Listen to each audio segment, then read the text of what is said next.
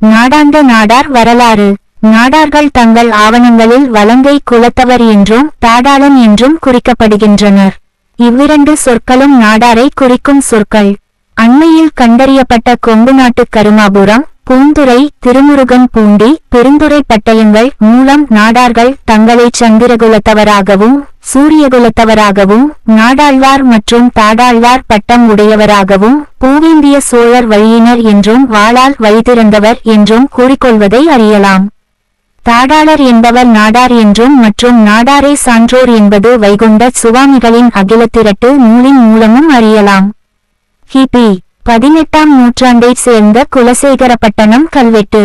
குட்டம் சந்திர மார்த்தாண்ட பணிக்க நாடன், குமார வீரமார்த்தாண்ட நாடன் மற்றும் நிலைமைக்கார நாடார், நினைக்கெடன் முக்கந்தர், கள்ளச்சானார், மலையாளத்துச்சானார் ஆகியவரை பற்றியதாகும்.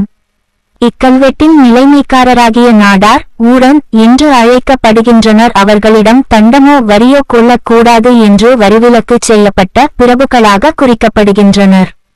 இக்கல்வெட்டு காலத்திற்கு சில காலம் முன்பு இவர்கள் தென்காசி நாட்டை ஆண்டிருக்க வேண்டும்.